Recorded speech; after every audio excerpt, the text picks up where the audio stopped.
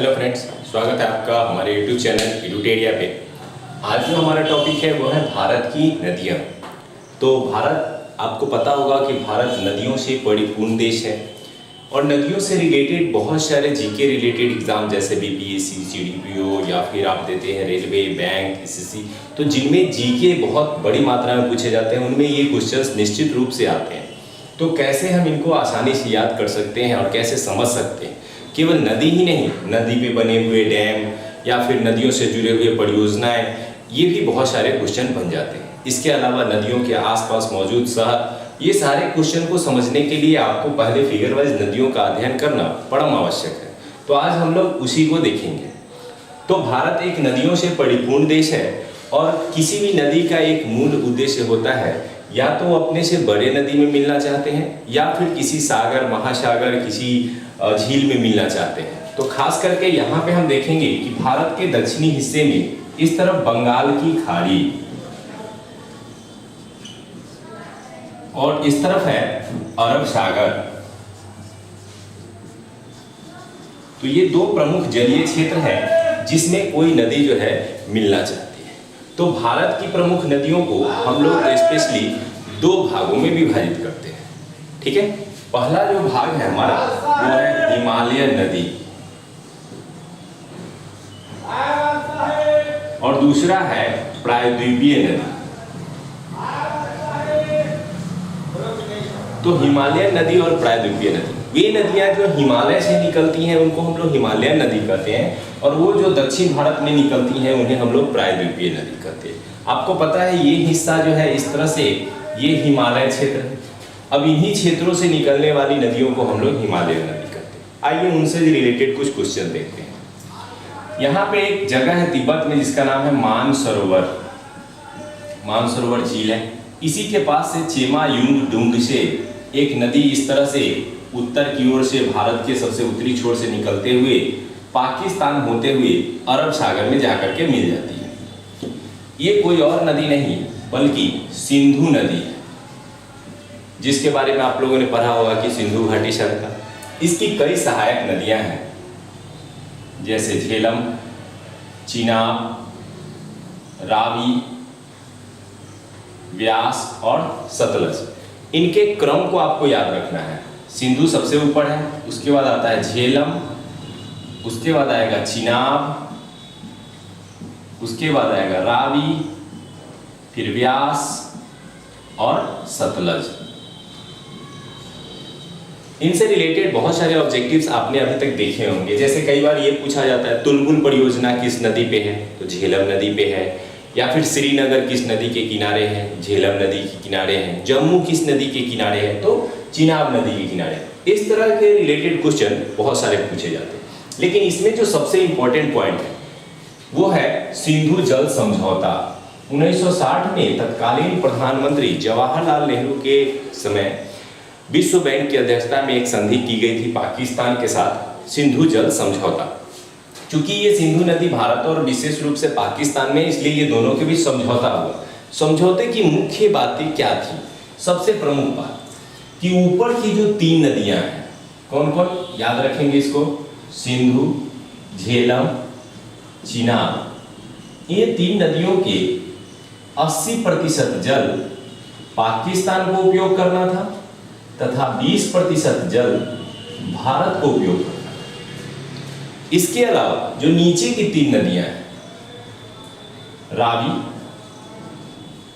व्यास, सतलज, इसका 80% जल भारत को उपयोग करना था तथा 20% जल पाकिस्तान को उपयोग करना। तो यही जो जल समझौता हुआ, इसी को हम लोग स्पेशली जानते हैं सिंधु जल समझौते के नाम से। कई बार इसको लेकर के कई मुद्दे आप लोग पेपर और मैगजीन्स में पढ़ते रहते हैं। तो ये सिंधु जल समझौता यही था जिसके तहत ऊपर के जो तीन नदियां थे, सिंधु, झेलम, चिनाब, उसका 80% जल जो है वो पाकिस्तान और 20% भारत को यूज कर रहा है। तो ये जल समझौतों से रिलेटेड आप क्वेश्चन पढ़ सकते हैं। सिंधु की जो लंबाई है वो 2880 किलोमीटर है, जिसमें से वो काफी छोटा हिस्सा ही भारत से गुजरता है, बाकी ज्यादातर हिस्सा उसका पाकिस्तान है।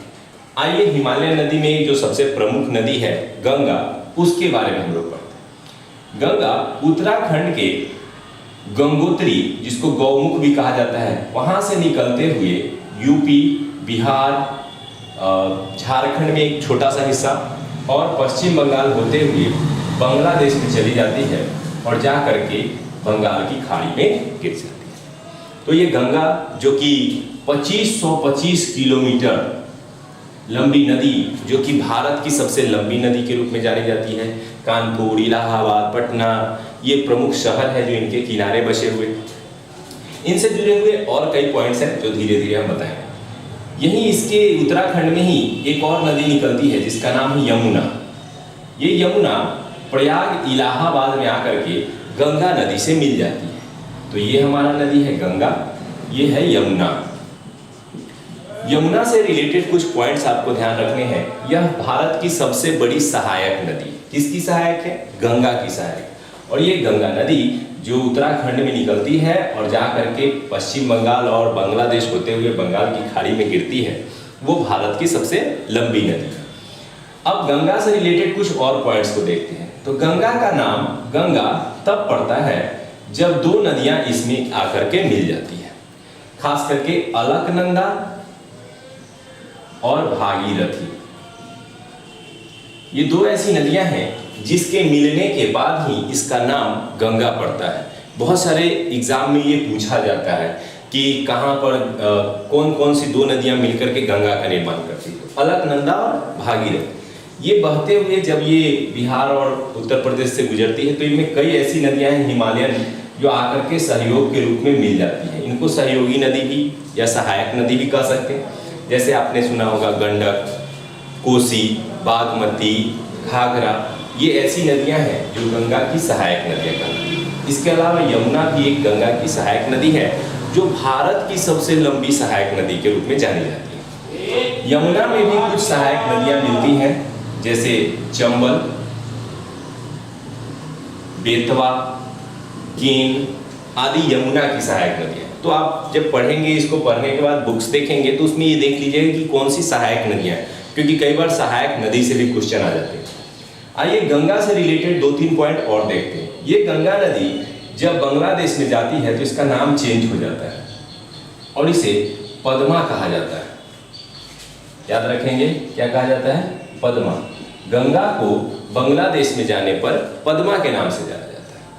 ठीक है, अब कुछ और हिमालयन नदियों की विशेषताओं को देखते हैं। यहीं मानसरोवर से एक और नदी निकलती है जिसका नाम है, इस तरह से घूमते हुए ये अरुणाचल प्रदेश, असम होते हुए बांग्लादेश चली जाती है और गंगा में मिल जाती है। इसे हम लोग तिब्बत में सांपो के नाम से जानते हैं और भारत में इसे ब्रह्मपुत्र के नाम से जानते हैं। ब्रह्मपुत्र यह भारत की और भारत से गुजरने वाली सबसे लंबी नदी है। इसकी लंबाई लगभग 2900 किलोमीटर है, लेकिन भारत में यह मात्र 915 किलोमीटर ही गुजरती है। इसलिए इसे भारत की सबसे लंबी नदी नहीं कहा जाता। हाँ, इसका अपवाह तंत्र बड़ा है और इसकी चौड़ाई बड़ी है, तो यह भारत की सबसे चौड़ी नदी में गिनी जाती है और सबसे लंबी नदी गंगा को गिना जाता है। ब्रह्मपुत्र से 2-3 क्वेश्चन बहुत ही इंपॉर्टेंट बनते हैं। यह भी वही तिब्बत के मानसरोवर झील के पास से निकल करके भारत में अरुणाचल प्रदेश राज्य में प्रवेश करता है और जब यह असम में गुजरता है तो इस नदी की चौड़ाई इतनी अधिक है कि बीच में कुछ जो है द्वीप पाए जाते हैं जिसको हम लोग नदी द्वीप कहते हैं। आपने पढ़ा होगा कि माजुली द्वीप विश्व का सबसे बड़ा नदी द्वीप है। इसके अलावा एक छोटा नदी द्वीप है जिसका नाम है उमानंद। तो ये सबसे छोटा नदी द्वीप और माजुली सबसे बड़ा नदी द्वीप, दोनों ही नदी द्वीप ब्रह्मपुत्र नदी में असम में है। तो ये बहुत ही इंपॉर्टेंट क्वेश्चन है, इसको गाइड करके रखिएगा। आइए कुछ और इंपॉर्टेंट क्वेश्चन की ओर बढ़ते हैं। जब ये गंगा नदी बांग्लादेश में जाती है तो इसका नाम हो जाता है पद्मा। उसी तरह से जब ये ब्रह्मपुत्र नदी बांग्लादेश में जाती है तो इसका नाम हो जाता है जमुना। और जब ये दोनों नदी मिल जाती है तो हो जाता है मेघना। अभी हाल ही में बिहार एसएससी का एग्जाम हुआ था जो कैंसिल हो गया था, तो उसमें भी ये क्वेश्चन पूछा गया था। आइए इसको फिर से समझ लेते हैं। जब गंगा बांग्लादेश में जाती है तो उसका नाम हो जाता है पद्मा जब ब्रह्मपुत्र बांग्लादेश में जाती है तो उसका नाम हो जाता है जमुना, और जब ये दोनों नदियां मिल जाती है तो इसका नाम हो जाता है मेघना। तो ये काफ़ी इंपॉर्टेंट रहेगा, इसको आप बहुत ही ध्यान से याद रखिएगा, ठीक है। तो हिमालय नदियों में ये कुछ प्रमुख नदियां हैं जो भारत में होकर के बहती हैं और ये बांग्लादेश चली जाती है। इससे रिलेटेड एक और पॉइंट आता है, जब ये बांग्लादेश से होते हुए गुजरती हैं तो यहाँ पर एक विशाल डेल्टा का निर्माण करती है, जिसके बारे में आपने पढ़ा होगा, सुंदरवन डेल्टा, जो कि विश्व का सबसे बड़ा डेल्टा है। भारत में भी है और बांग्लादेश में भी ये फैला हुआ है। सुंदरवन डेल्टा इसलिए इसका नाम पड़ा क्योंकि यहाँ एक विशेष प्रकार का मैंग्रोव वन पाया जाता है जिसको सुंदरी कहते हैं, और उस सुंदरी के नाम से इसका नाम पड़ा सुंदरवन डेल्टा। तो काफी फेमस है ये सुंदरवन डेल्टा। अब ये सुंदरवन डेल्टा जो विश्व का सबसे बड़ा डेल्टा है, कुछ स्टूडेंट हो सकते हैं जिनको डेल्टा ना समझ में आ रहा हो, ध्यान दीजिएगा। जब कोई नदी बहते हुए आगे बढ़ती है तो अपने साथ मिट्टी के ढेर सारे गाद लेकर के जाती है। जब वो मुहाना जहाँ पे वो समुद्र में मिलने वाले होते हैं तो वो मिट्टी जमा करना शुरू करते हैं, और इसी मिट्टी के टीलों को हम लोग डेल्टा के नाम से जानते हैं। और ये सुंदरवन डेल्टा इसी तरह के टीलों से बना है, जो कि गंगा और बाद में ब्रह्मपुत्र इन दोनों की सहायता से बना है। तो ये सुंदरवन डेल्टा जो है वो भारत का सबसे बड़ा डेल्टा है। तो ये काफ़ी इंपॉर्टेंट रहेगा, तो इसके विषय में पढ़ सकते हैं, इन सहायक नदियों के विषय में पढ़ सकते हैं, गंगा, यमुना, और इधर जो ऊपर की कुछ नदियां हमने बताई उसको ध्यान से आप देख सकते हैं। इससे बहुत सारे ऑब्जेक्टिव्स आएंगे। चलिए आइए अब थोड़ा सा प्रायद्वीपीय नदी की ओर आते हैं। इसमें एक नदी आपको इम्पोर्टेंट हो जाता है, यहाँ पर एक पहाड़ी है अरावली पर्वत, यहाँ से एक छोटी सी नदी निकलती है लूनी। बहुत सारे एग्जाम में इसे पूछा गया। ये लूनी नदी की खासियत ये है कि ना तो ये किसी नदी में मिलती है ना किसी सागर महासागर में। ये अरावली पर्वत से निकल करके कच्छ के रण में जा करके विलुप्त हो जाती है। तभी से ये क्वेश्चन बहुत इंपॉर्टेंट हो जाता है कि वो कौन सी नदी है जो कच्छ के रण में जाकर के विलुप्त हो जाती है। लूनी नदी है, कहाँ से निकलती है? अरावली पर्वत से। वही अरावली पर्वत जो विश्व की सबसे प्राचीन मतलब पर्वत श्रृंखलाओं में जानी जाती है। चलिए, इसके अलावा यहाँ एक क्षेत्र है मध्य भारत छत्तीसगढ़ में, नाम है अमरकंटक। इस अमरकंटक जगह की खासियत यह है, अमरकंटक पहाड़ी से, कि यहाँ से 3 नदियाँ निकलती हैं। एक नदी जो जाकर के गंगा में मिल जाती है उसका नाम है सोन। एक नदी जो पश्चिम की ओर बहते हुए अरब सागर में मिलती है उसका नाम है नर्मदा, और एक नदी जो यहीं से निकल करके जाकर के बंगाल की खाड़ी में गिर जाती है उसका नाम है महानदी। तो ये बहुत सारे एग्जाम में पूछा गया कि वह कौन सा स्थल है जहाँ से 3 नदियाँ 3 दिशा में निकलती हैं। अमरकंटक छत्तीसगढ़ बहुत फेमस है। ये सोन नदी एकमात्र ऐसी नदी है जो गंगा में जाकर के दक्षिण दिशा से जाकर के मिलती है। नहीं तो ज्यादातर नदियाँ आप देख रहे हैं, गंडक, घाघरा, कोसी, सभी उत्तर साइड से आकर के मिलती है। तो ये भी क्वेश्चन कभी कभी बनता है कि गंगा की वो सहायक नदी जो दक्षिण से आकर के उसको मिलती है। और इसी पटना में जहाँ पे गंगा और सोन गंडक का मिश्रण है, वहीं पे बिहार का पटना जो है वो बसा हुआ है। चलिए आइए इससे आगे बढ़ते हैं। ये नर्मदा नदी से बहुत सारे क्वेश्चन आते हैं। अमरकंटक की पहाड़ी से निकलती है, अरब सागर में गिरती है। ठीक इसके नीचे भी इसी तरह की एक नदी है जिसको हम लोग ताप्ती के नाम से जानते हैं।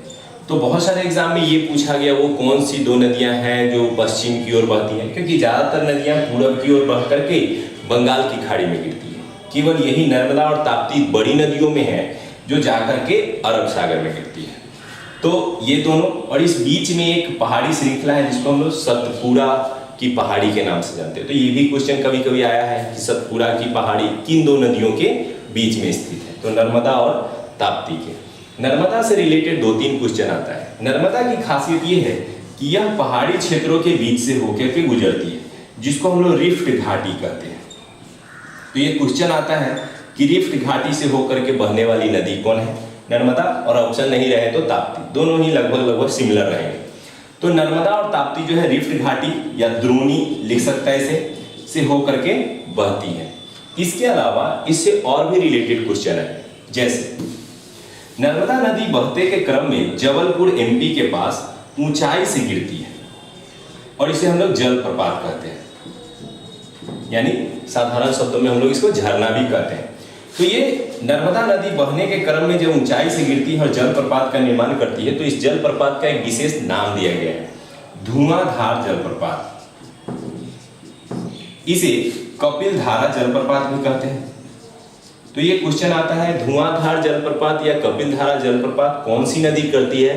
नर्मदा नदी करती है, और खास करके ये कहाँ? जबलपुर एमपी में। फिर वहां से निकल करके ये गुजरात होते हुए जाकर के कहाँ गिर जाती है? अरब सागर में। ताप्ती नदी भी आपने समझा। ताप्ती नदी और नर्मदा नदी से रिलेटेड क्वेश्चन मुख्य रूप से ये रहेंगे कि पश्चिम की ओर बहने वाली। आइए महानदी की ओर आते हैं। महानदी, ये जो नदी है, ये भी अमरकंटक क्षेत्र से निकल करके बंगाल की खाड़ी में गिरती है और खास करके उड़ीसा होकर के बहती है। इस उड़ीसा में इस पर एक डैम बना हुआ है, आप लोग पढ़े होंगे, हीराकुंड बांध, जो भारत का सबसे लंबा बांध है। वह किस नदी पे है? महानदी पे है। किस राज्य में है? उड़ीसा में। तो आपको महानदी से ज्यादातर यही क्वेश्चन आता है। अब और कुछ प्रायद्वीपीय नदी को देखते हैं। तो एक महाराष्ट्र में एक नदी निकलती है और बहते हुए जाकर के बंगाल की खाड़ी में गिरती है, आप लोग नाम सुने होंगे, गोदावरी। इस गोदावरी से बड़ी संख्या में क्वेश्चन पूछे जाते हैं। ये नासिक, यहीं से ये निकलती है, और आपको पता होगा कि 4 जगह कुंभ लगते हैं, उसमें से एक कुंभ नासिक इसी गोदावरी नदी के तट पे लगता है। ये गोदावरी नदी बंगाल की खाड़ी में गिरती है और दक्षिण भारत की सबसे लंबी नदी है। इसको अलग ढंग से पूछा जाएगा आपको, प्रायद्वीपीय भारत की सबसे लंबी नदी कौन है? गोदावरी है, जो कि इस तरह से महाराष्ट्र नासिक से निकल करके बंगाल की खाड़ी में जाती है। इससे रिलेटेड कुछ और क्वेश्चन बनते हैं, जैसे इसे बूढ़ी गंगा कह के या वृद्ध गंगा कह के पुकारा जाता है, क्योंकि दक्षिण भारत में जिस प्रकार से गोदावरी सम्मानीय है, उसी तरह से उत्तर भारत में गंगा है। तो इसीलिए इन दोनों की तुलना की जाती है और इसे दक्षिण भारत की गंगा या फिर वृद्ध गंगा के रूप में जाना जाता है। इसके नीचे महाबलेश्वर से एक नदी निकलती है, कृष्णा, जो ये कर्नाटक से निकल करके आंध्रा होते हुए बहते हुए जाकर के बंगाल की खाड़ी में गिर जाती है। ये जितनी भी नदियां बंगाल की खाड़ी में गिरती हैं, छोटे मात्रा में डेल्टा का निर्माण करते हैं। सबसे बड़ा डेल्टा यहाँ आपने पढ़ा, सुंदरवन डेल्टा, जो कि गंगा ब्रह्मपुत्र। तो यहाँ कृष्णा आती है और ये कृष्णा नदी इस तरह से, और सबसे जो नीचे है वो है कावेरी। इसके अलावा भी एक है वैगई और पेन्नार वगैरह, तो वो छोटी नदियां हैं, उसको आप लोग थोड़ा ऑब्जेक्टिव वगैरह के रूप में पढ़ सकते हैं। ये कावेरी नदी है। इस कावेरी नदी से भी 2-3 क्वेश्चन बन जाते हैं। जैसे आप पढ़े होंगे कि कावेरी जल विवाद किन 2 राज्यों के बीच, तो कर्नाटक में निकल करके तमिलनाडु में जाती है, तो ये कर्नाटक और तमिलनाडु के बीच में ये विवाद है कावेरी नदी से संबंधित। कावेरी से रिलेटेड एक और क्वेश्चन है, शिव समुद्रम जलप्रपात। ये जो वाटरफॉल है शिव समुद्रम, किस नदी पर बनाया गया है? तो कावेरी नदी पे शिव समुद्रम जलप्रपात है। कृष्णा से एक क्वेश्चन आप लोग बड़ी मात्रा में पढ़े होंगे कि ये जो आप पढ़ते होंगे कि नागार्जुन सागर बांध परियोजना किस नदी पे है? तो इसी कृष्णा नदी पे। बांध परियोजना से जुड़ा हुआ जो सबसे इंपॉर्टेंट क्वेश्चन है वो है भाखरा नांगल बांध, जो भारत का सबसे ऊंचा बांध है। वो आ जाइए यहाँ सतलज नदी पर पंजाब में है, और यह भाखरा नांगल बांध बड़ी संख्या में क्वेश्चन में आता है कि भारत का सबसे ऊंचा बांध परियोजना किस नदी पे है, किस राज्य में है? तो सतलज नदी पे पंजाब में। यहीं से एक नहर निकाली गई है जो कि राजस्थान को पानी पहुंचाती है। इसको इंदिरा गांधी नहर के नाम से जाना जाता है। इसे इंदिरा कनाल भी बोलते हैं, और भारत में ही नहीं बल्कि विश्व में सबसे लंबी मानव निर्मित नहर के रूप में इसको जाना जाता है। और ये क्वेश्चन बार बार एग्जाम में आता है कि इंदिरा कनाल को पानी किस नदी से प्राप्त होता है, इंदिरा कनाल या इंदिरा नहर जो है वो किस राज्य को सिंचित करता है? तो खास करके राजस्थान को ज़्यादा बेनिफिट पहुंचाता है। कई बार व्यास भी दे देता है सतलज के साथ, क्योंकि व्यास नदी जो है वो सतलज की सहायक नदी है। तो इन दोनों नदियों का पानी जो है वो इंदिरा नहर को प्राप्त होता है। लेकिन बेसिकली आप केवल सतलज ऑप्शन रहे तो सतलज भी दे सकते हैं। अगर दोनों ज्वाइंट में पूछे जाएंगे तभी हम लोग सतलज और व्यास देंगे। तो ये हमारे भारत की प्रमुख नदियां हैं, जिनमें हमने देखा कि ऊपर वाली ये जो नदियां थी वो हिमालय से निकलती हैं। ये जो नदियां हैं वो प्रायद्वीपीय भारत की नदियां हैं। इनसे जुड़े हुए और भी ऑब्जेक्टिव्स आएंगे, जैसे एग्जाम्पल के तौर पे कौन से डैम जो है किस नदी पे बनाए गए हैं। जैसे आपको ये ब्रह्मपुत्र के बारे में मैंने बताया कि इधर इसको सांपो कहते हैं, अरुणाचल प्रदेश में जब प्रवेश करती है तो इसका नाम चेंज हो जाता है, दिहांग कहते हैं। और फिर ये भारत में ब्रह्मपुत्र के नाम से जाना जाता है और आगे जाकर के बांग्लादेश में चली जाती है।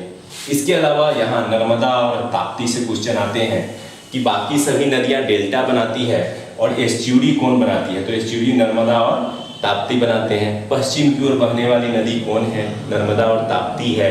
लूनी नदी की खासियत क्या है, ये है। तो ये नदियों से रिलेटेड बहुत सारे क्वेश्चन यूपीएससी में एक क्वेश्चन पूछा गया था कि वो कौन सी 3 नदियां हैं जो हिमालय को क्रॉस करके भारत में आती है। तो ध्यान देंगे, ये नदी सिंधु, ये नदी सतलज और ये नदी ब्रह्मपुत्र, यह 3 ही ऐसी नदियां हैं जो हिमालय को क्रॉस करके तिब्बतीय क्षेत्र में उत्पन्न होती है और क्रॉस करते हुए भारत में प्रवेश करती है। और भारत में प्रवेश करने के बाद भारतीय क्षेत्र को सिंचित करने के अलावा ये इधर पाकिस्तान में चली जाती है, जबकि ये जो ब्रह्मपुत्र है वो बांग्लादेश में चली जाती है। तो नदियों के इस जाल को बेहतर ढंग से समझने के लिए इस वीडियो को कम से कम 2-3 बार देखिएगा ध्यान से। इसके अलावा इसको पढ़ने के बाद हो सके तो इसके ऑब्जेक्टिव्स पे जाकर के क्लिक कीजिएगा, यानी ऑब्जेक्टिव्स बनाइएगा अपने बुक्स में, अपने प्रिपरेशन वाले जो आपके नोट्स होंगे उनमें इनको संचित कीजिएगा, काफ़ी हेल्प करेगा ये। और इसको समझ लेने के बाद आप अगर डैम वगैरह याद करना चाहते हैं, नदी घाटी परियोजनाएं जैसे दामोदर घाटी परियोजनाएं बहुत सारी हैं, तो वो याद कर सकते हैं। और कौन से शहर किस नदी के किनारे हैं वो भी समझना बहुत आसान हो जाएगा। तो उम्मीद करते हैं कि आपको ये भारत की नदियाँ पसंद आया होगा। अगर ये पसंद आया है तो इसे लाइक करें, सब्सक्राइब करें और दोस्तों को शेयर करें।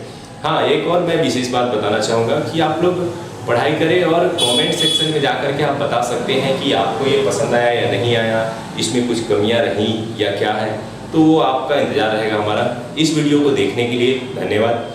देखते रहिए एडुटेरिया। थैंक्स।